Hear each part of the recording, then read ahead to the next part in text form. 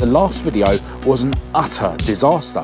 In fact, it was multiple disasters. Massive thanks out to everyone who's been in touch with your ideas as to what's going on. I've had at least one comment saying that the issue is the way that I drive the car. You go and polish your slow car and I'm going to crack on treating my cars how I would like to. Rusty looking chassis leg, getting pretty bad, pretty crispy, bent. I took her apart so many times last week. I reckon I should be able to do this relatively quickly. 20 to 3, so let's see what time I finish.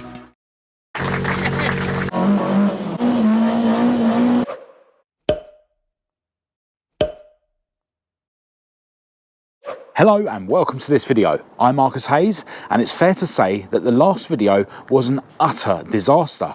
In fact, it was multiple disasters. I had an absolute mare changing the clutch on Esther, my ST170 Mk1 Escort, which is a job that I've done many times on my cars, but also I had a disaster with Maud, my Maud Mark II, because her exhaust fell off. Now I'm hoping to rectify that situation in this video, but first I want to turn my attention to Esther. Now I want to start by sending a massive thanks out to everyone who's been in touch with your ideas as to what's going on with Esther's clutch. I've literally been inundated with messages, and I think I want to start this video by going through all those theories and giving you guys my opinion on them. Now I've got some bits over here that are going to help me explain exactly what I'm going on about. This is the RX-8 6-speed gearbox that I removed from Esther in the last video, but it's worth noting that the gearbox that's fitted to her now was the first RX-8 gearbox that I ever fitted to Esther. And I bought this one because the first one, which is now again fitted to Esther, developed the same symptoms essentially as she has now, which is also the same symptoms that I got recently with this one, where basically the car will go into gear, but you know, the gears crunch. And although it seemed like Esther went into gear a little bit better at the end of the last video, I'm not 100% sure, because by that point I was testing how crunchy or how clunky the gear shift was by turning the car over on the starter motor, because she'd run out of fuel, and then obviously eventually she ran out of battery power as well. So I'm not actually sure if she is any better now than before I tore her apart to replace the clutch, but ultimately changed the gearbox as well. Now I have got a freshly charged battery and I've chucked a little bit of fuel in Esther's tank, so I am going to be able to test that in a minute. But first, as I say, I want to go through all the theories that you guys have sent in to me and give you my opinions on them. First of all, I've had at least one comment saying that the issue is the way that I drive the car and how I should stop giving it death every time I drive it. Look, in my opinion, you don't spend tens of thousands of pounds building a car, making it go faster, to then drive it round like a granny. Now, if you're into that, that's absolutely fine. I'm not here to judge. So you go and polish your slow car, and I'm going to crack on treating my cars how I would like to. Anyway, that aside, one of the opinions that you guys said was that maybe the input shaft on the gearbox, which is this piece here, is too long. And essentially it's locking against the flywheel regardless of what the clutch is doing. And in my mind, that's definitely a possibility. You know, that could cause the symptoms that I've got. However, it was fine before. You know, this is an issue that's developed over time. So if that was the reason, then I think it would have just always been like that when I did the RX-8 conversion. So I don't think it's that. Now, something a couple of you guys mentioned was that in a recent video, I showed you this flywheel, which was skimmed, you know, wrongly. It wasn't skimmed all the way. Now, this is for a completely different engine and a completely different car. So, yeah, it's not anything to do with that. And although the flywheel on Esther's engine has been skimmed in the past, again, the clutch was working fine before. This is a problem that has developed more recently. Now, another thing that loads of you said was that maybe the clutch fork could be bent.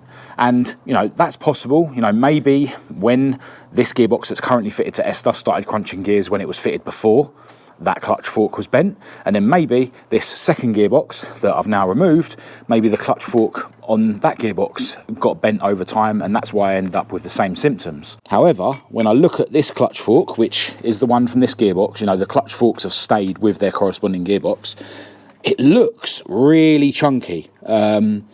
Way more sort of solid than like a Type 9 Ford clutch fork, and I can't see any signs that this is bent or damaged in any way.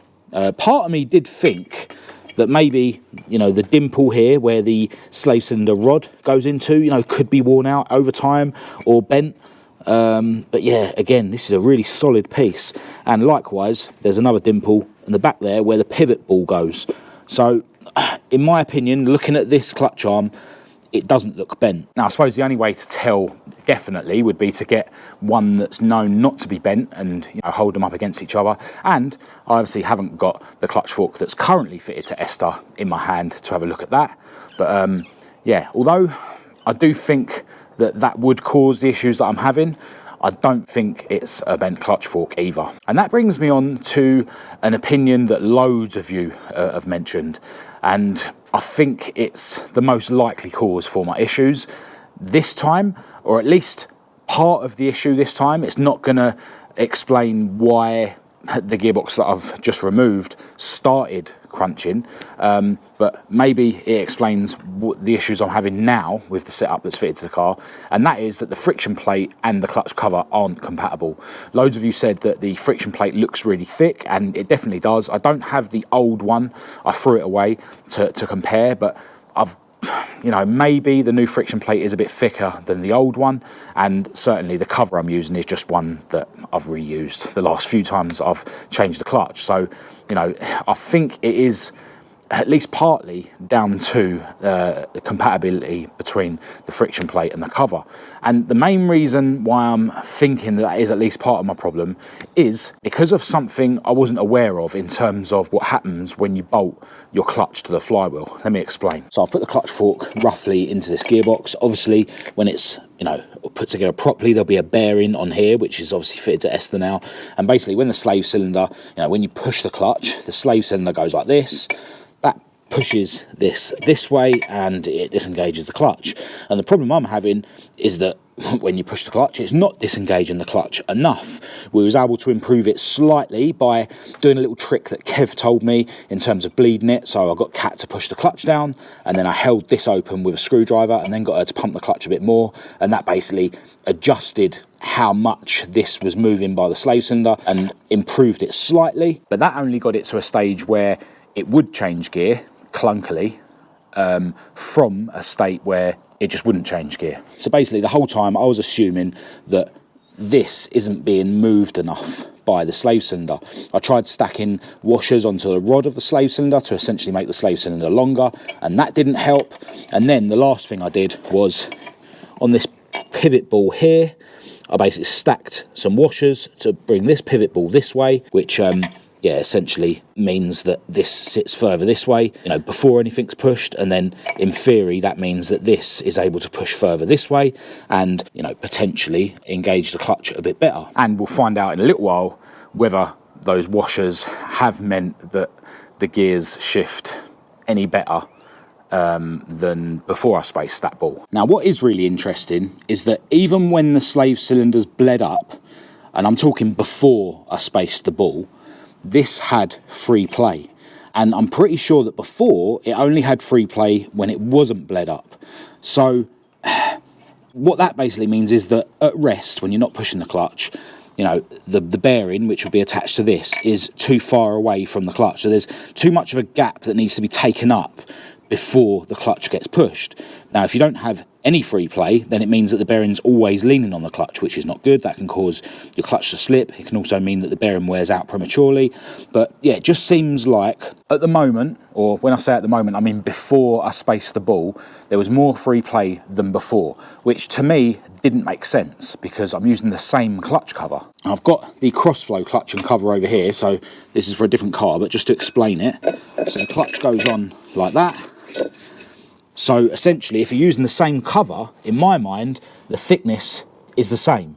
So that's why it didn't really make sense to me that now I seem to have more free play than before. But ultimately, by spacing the ball and stuff, I was just trying to, you know, close that gap up, close up that free play. And in fact, how she is currently, there's no free play on this arm, even when it wasn't bled, you know, which in my mind is wrong, but it does seem like the shifting was a bit better. But as I say, at that point, I'm just turning the car over on the starter, so I'm not 100% sure yet. We will find out in a minute. So a lot of you guys are saying that essentially the friction plate that I've got fitted to Esther doesn't match with the cover, right? Essentially, this friction plate could be too thick, right? Now, one thing I didn't realise, and this is something that Barry made me aware of, who I was chatting to on Facebook, is that when you tighten up the bolts of your cover to the flywheel, these fingers, these springs, basically gradually sort of retract as you're doing it up. So as this is getting pressed onto the flywheel, these go inwards. And when I watched the last video back, you know, during that part of the time lapse, you can definitely see that.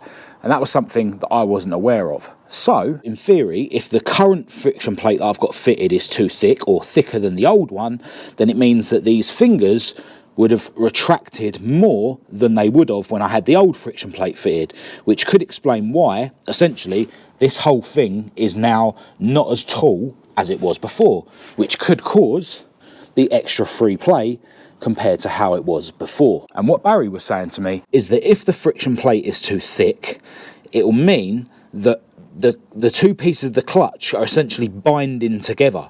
So it's not a case of I'm not getting enough throw on the clutch to push down on these fingers.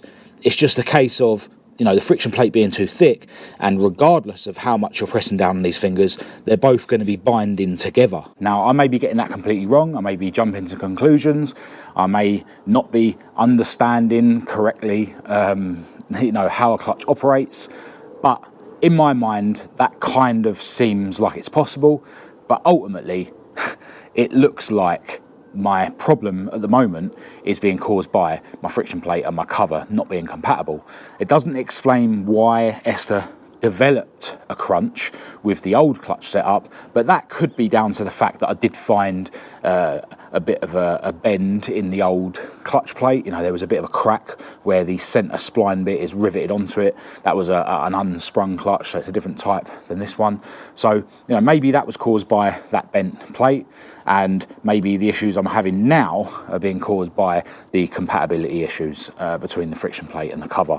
And maybe the fact that I seem to have more free play now rather than before, even though the clutch cover is the same, is because of what I just explained in terms of the fingers retracting more due to the thickness of the friction plate being thicker than the old one. I don't know. But ultimately, it looks like I was wrong to try and cheap out by just buying a £40 friction plate. But there you go. Now, I do have this other Pinto clutch cover that's been in my garage for ages. And this one is definitely thinner than the one that's currently fitted to Esther, which is why I didn't bother trying to fit this, because in my mind, that's going to make, you know, the free play worse, right? You know, because it's going to take up less space in the bell housing. However, one thing that I've noticed about this, which seems different than the one that's currently fitted to Esther, based on what I can see looking back at the footage from the last video, is that this face here is sunk in when compared to the level of this bit where it mounts to the flywheel. You know, the one that's currently fitted to Esther, it looks like this piece is more flush. So in theory, and I know this is the wrong clutch, but just to show you what I mean, in theory, you know, it can take a thicker friction plate, right? Whereas the other one, because this piece is already flush with this, you know, a thicker friction plate is going to, you know, be like make the whole thing too thick, and then make the fingers retract in too far, as I mentioned earlier on. So in my mind, I may be able to use this cover, because the thicker friction plate, you know, some of that thickness is going to get taken up by, you know, the difference between this and this. But the only way to find out would be to fit this and just see, which will mean tearing Esther apart yet again. And I'm not sure whether I want to do that today. I haven't made my mind up whether I do or don't want to do that today, but it's an option. Anyway, for now, I'm going to chuck this lightweight battery back into the engine bay, and we'll just see how the clutch actually feels with those washers behind the ball.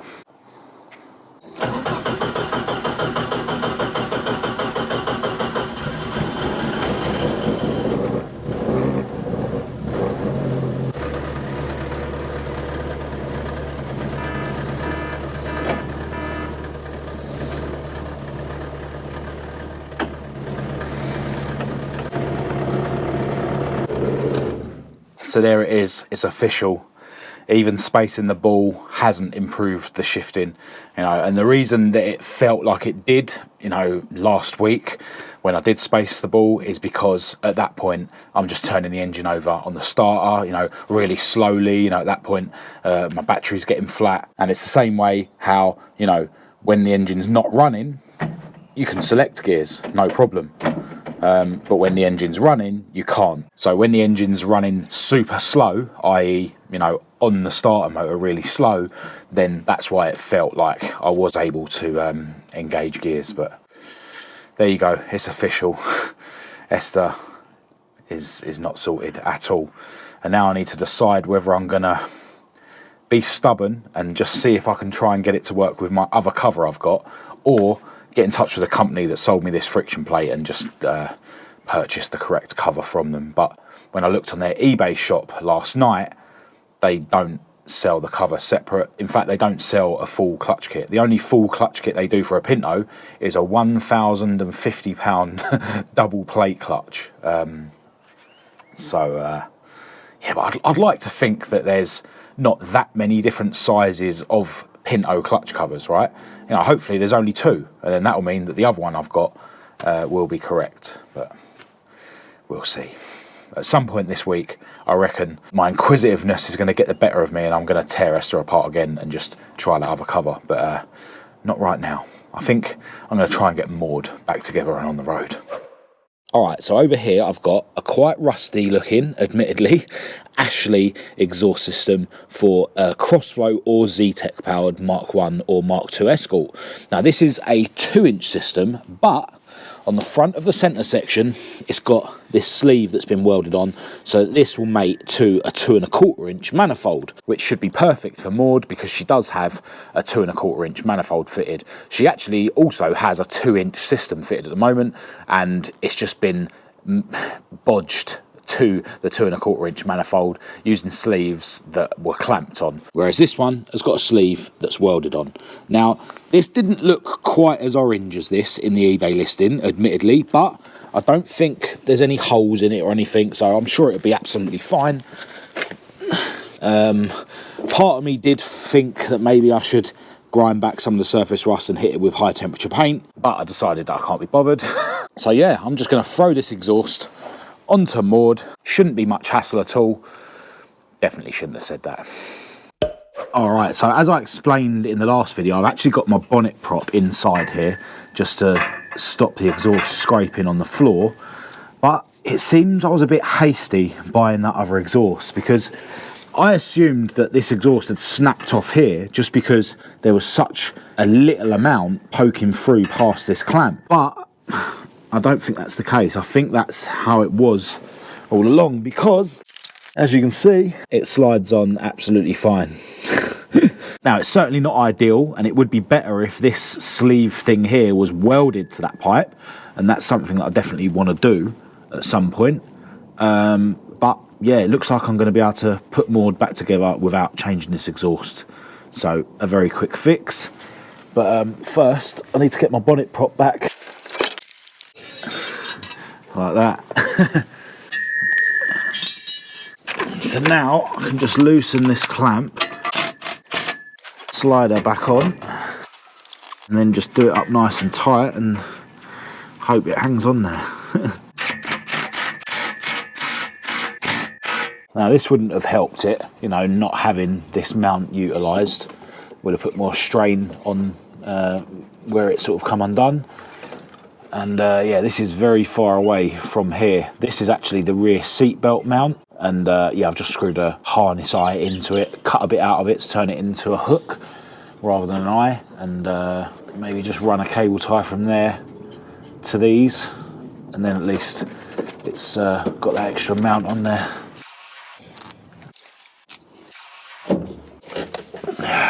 There you go. We'll see how long that lasts. Now, while Maud is jacked up, it gives me an opportunity to see for myself and to showcase to you guys how rotten she is in places. For instance, here on the chassis leg, that is a hole. Towards the back of this sill, I think this was the area that I threw fiberglass in last summer, but yeah, It's getting pretty bad in places. I did replace the inner and outer seals on this about, I don't know, 7-8 years ago maybe. But yeah, there's certain bits that are looking pretty crispy. And down the front of this seal, it's not great either. Yeah, as you can see, she's looking pretty crispy. I mean, there's another skin on the inside there where I welded a plate on the inside. So it's not as bad as it may seem, but yeah, it's not good. And this whole chassis leg here, it's all dented in and got loads of surface rust on it. And yeah, I've kind of been a bit ignorant to the rust underneath moored. I know that, you know, I'm going to have to wave a welder at her pretty soon, or put her on eBay as the cheapest ST170 Mk1 Escort on the market. But yeah, I do want to keep her. I've got a welder now at home, so yeah, at some point this summer, I think I'm going to have to start cutting her up and welding in some metal. I can also show you actually what's wrong with her rear axle. So this sort of saddle bit here, where it meets the leaf spring, although I've obviously got a lowering block trapped in there, you can see how that is all bent, and basically this whole section is weak, and I believe that that's just going to cause too much movement in the axle. So yeah, I need to get another axle, and someone actually advised me to strengthen this piece before I fit it, so you can put a plate going, you know, welding to the tube here, but also to here and this bit, which should be straight, and this bit, so you're sort of boxing this section in. So that's what I intend to do eventually. And you can see it's a similar story over the other side. Yeah, that whole sort of saddle bit is just, you know, old and bent and weak. Yeah, she definitely needs a new rear axle, and then I can think about getting my LSD rebuilt and then throw in the replacement uprated half shafts that I've got, and hopefully she'll be all right. But yeah, in general, this thing is going to need a lot of love at some point this year. Alright, so I'm sitting here basically trying to decide what I'm going to do for the rest of the afternoon, and the way I see it, I've got two options. I can either dive into continuing a video that I've already started on Heidi, or I can dive into ripping Esther apart yet again to see if that other clutch cover is going to solve my issues, and then I'll know once and for all whether I'm going to get away with using this new clutch without having to buy any more parts. And I think that's what I'm going to do. Now, I took her apart so many times last week that I reckon I should be able to do this relatively quickly. I've also learned that you don't need to remove the starter motor to get the gearbox off of Esther, because it runs an adapter plate for the Mazda box. The starter motor is actually bolted to the adapter plate and not the bell housing. So that's a few less bolts that I need to remove. So yeah, I think I'm going to rip Esther apart, fit this other clutch cover. I'll remove the washers from the pivot ball that I fitted before, because they clearly haven't done anything in terms of making things work.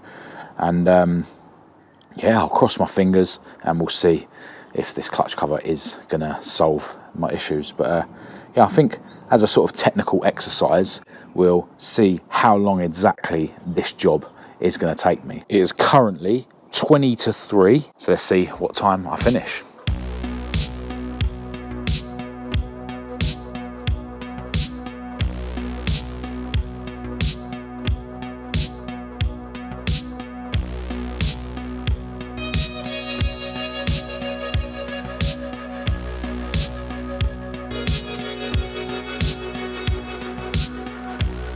All right, well, the time is 8 minutes past 4. So that's an hour and a half. Not bad at all. Admittedly, she's still up on axle stands. Still need to plug this breather back in and put a cable tie around the wires down there to keep them away from the exhaust. But yeah, pretty much a whole clutch job in an hour and a half, which I'm really happy with.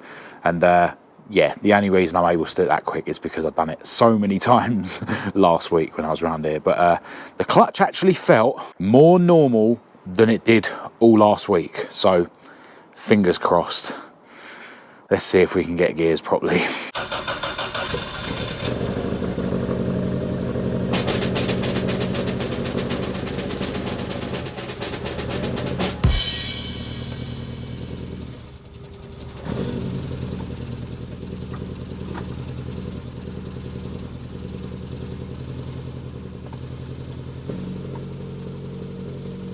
Yes! Now, I want to be careful not to push the clutch too far down because I want to adjust the clutch pedal stop. So I just gradually push it down sort of halfway. Not able to get a gear, push it down a bit further and she goes into gear, and I've got the handbrake up. What a relief after an absolute mission last week. Yes! All right, we are on the road. I've adjusted the clutch pedal stop. I had to adjust it quite a lot. I had to actually cut a little bit off it just to give the pedal way more throw than I had before, which is absolutely fine. It kind of seemed like I could have done away with the pedal stop completely, but you know, when we busted a clutch in Northern Ireland, the friction plate was literally bent into a bowl, so I'm very wary of, you know, only allowing my clutch to have enough throw that it needs and no more. So, you know, the pedal stop is doing something. It's just that with this clutch, it almost has to go quite close to the floor for the clutch to work properly, but the clutch does work properly, thankfully. When I first started driving this, there was a bit of a funny smell and I was worried that it was the clutch slipping, but I think it's just all the brake fluid I've spilt on the exhaust over the last few days is burning off, so you know, it's ponging a bit. But yeah, so happy to get this thing back on the road. What a mission, and I'm so glad that I did decide to swap that clutch plate, that cover out today, just on the off chance, and it's worked. Now, annoyingly, I've only got one battery. I've got two GoPros hooked up, but one of them, the battery's dead, and I haven't brought any other batteries with me on this joyride, so we've only got one camera angle, unfortunately. But yeah, I want to give this thing a decent test, see if we can have a decent acceleration, try and change gear quickly, and yeah, see if it crunches or anything, you know.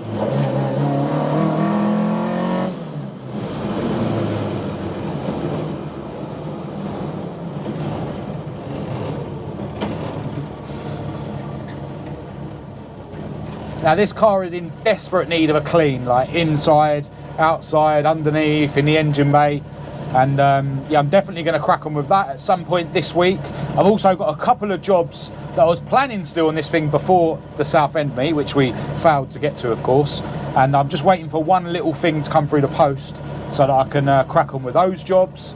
But I think in the next video I'm going to continue with a video that I've already started filming on Heidi, my hearing aid beige Mordor Mark II.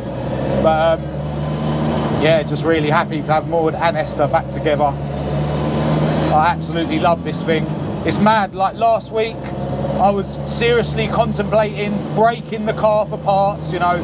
I've had these thoughts so many times before, and then as soon as I get the car back together and start driving it, it's like, yeah, this ain't going nowhere. Like, but you know, the ups and downs of classic car ownership mean that, yeah, I probably will have those thoughts again one day when things aren't going my way. But yeah, it's just, it's all made better once we can get out and have fun in the car again.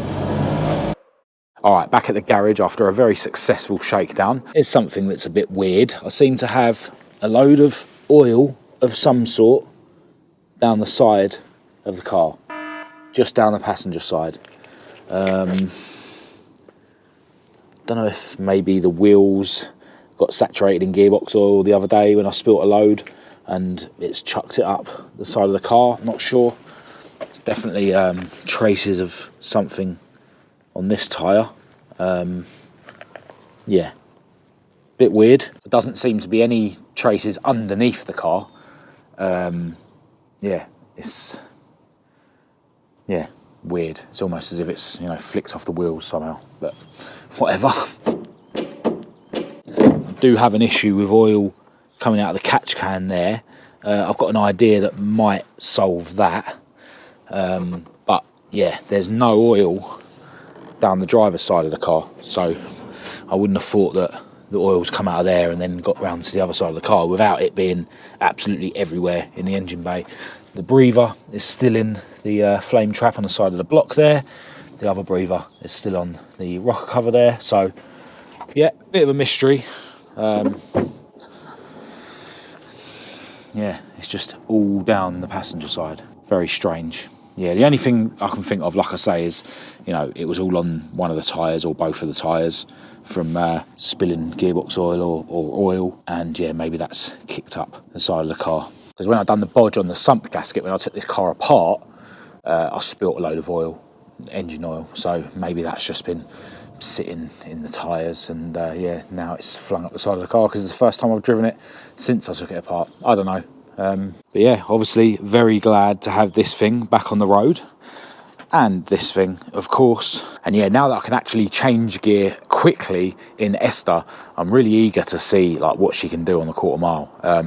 Yeah, it just makes such a difference. Whereas before I wasn't really able to change gear quickly without it crunching. Now I can really sort of experience the acceleration, and yeah, I think she'll do pretty good at Santa Pod. Certainly think she's going to smash any records that I've personally set in any of my cars in the past.